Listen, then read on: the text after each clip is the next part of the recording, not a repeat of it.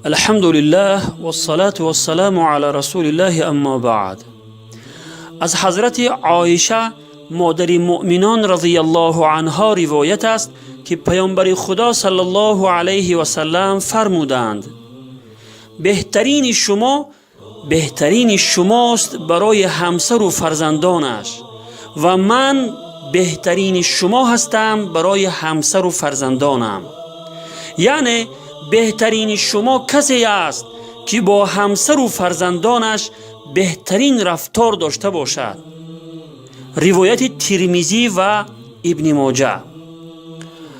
برادران عزیز، این حدیث گوهرباری پیامبر خدا صلی الله علیه و سلم دلالت بزرگ بر خوبی های اسلام می کند. از جمله چطور در این حدیث می بینیم نیک رفتاری با اهل خانواده و همسر و فرزندان را از بهترین اعمال قرار داده است و شوهری نیک رفتار با همسر و فرزندانش را از بهترین مردم قرار داده است.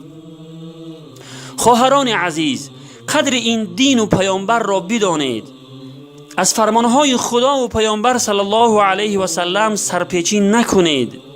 با لباسهای تنگ و نیم برهنه به بیرون نبرایید و پیروی از فرمانهای خدا و پیامبر صلی الله علیه و سلم کنید. چون که همین دین و پیامبر صلی الله علیه و سلم است که شوهران شما را به نیک رفتاری با شما حکم کرده است و دیگر حقوق شما را به شما بازگردانیده قدر و منزلت شما را بلند کرده است.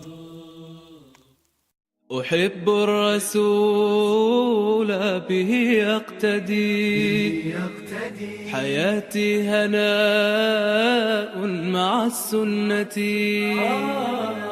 أحب الرسول به يقتدي حياتي هناء مع السنة.